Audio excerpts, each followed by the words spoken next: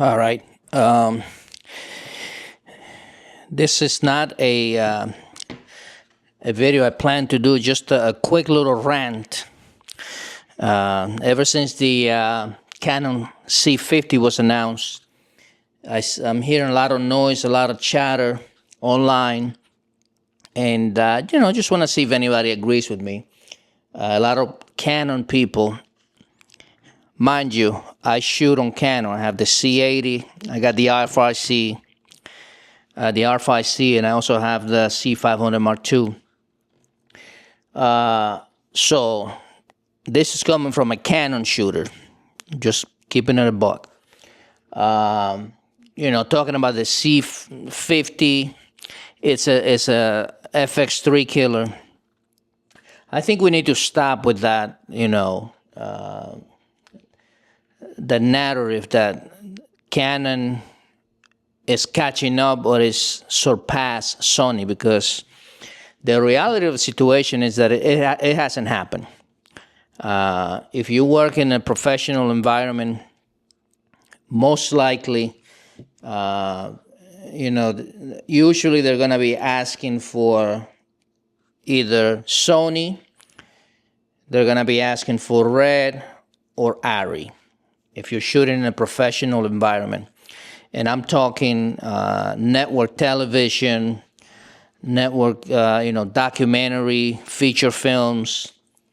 Canon has its place in a lot of, especially with the newer cameras, the C400, the C80. I mean, these cameras are making some noise, and a lot of people have switched to it, but not a lot of people who use Sony.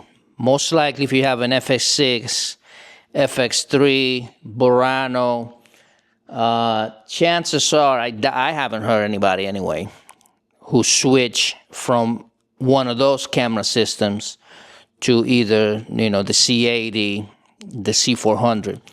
I myself, I was shooting Blackmagic before I made the jump to Canon a couple years ago.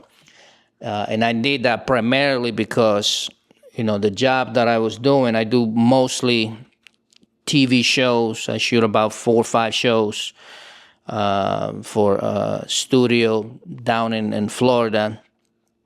And these shows are usually on Lifetime channel. And the demand for what I was shooting, they wanted me to have something higher end. So, I made the jump to the C500 Mark II and the C300 Mark III. Those two cameras, and then I switched the C300 Mark III and I got the C80. Originally, I ordered the C400, but then when this one was announced, it was the same sensor basically. So I canceled that. I got this one, and somewhere there in between, I got the R5C. Sony, we have to pump the brakes on that. Sony is still the king. Think about this. The FX3 is 4 or 5 years old, and it actually costs more now than it did when it was released. Think about that. 4 or 5 year old camera, and it's actually more now. It costs more now, the FX3, than it did 4 or 5 years ago. Now let's think about Canon.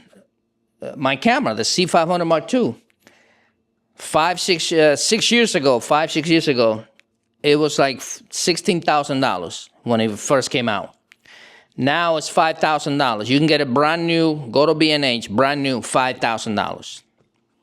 I mean, it's a 60-70% price drop in arguably the same time span. So you know what I mean? There's, I think we need to, Canon has its place. I myself, again, as a Canon shooter, I have no complaints. I mean, I think the C80, I think it's a fantastic camera. I wouldn't trade it for any other camera. Personally, I love this camera. The color science, the autofocus is insane. You know, I love that I can put it on a gimbal. I can, you know, rig it up if I want to put, you know, cine lenses and all that on it. You know, it's just a great camera. But at the end of the day, all these cameras that are coming out, you know, the C50, Nikon with the ZR, Panasonic, all these cameras, they're all trying to compete with Sony, which, again, to this day, as of right now, September 11th, 2025, as of right now, they are still the king. It's, you know, the FX6, FX3, still the most requested cameras when it comes to documentary, corporate work. You know, the clients, people that don't know cameras, you know, in the client space, but they know to ask for the FX6. So I think, you know, Canon and all camera companies, you know, I think we're at a point now that cameras have become super very affordable for really high-end cameras. I mean, you see Blackmagic's got the Pisces.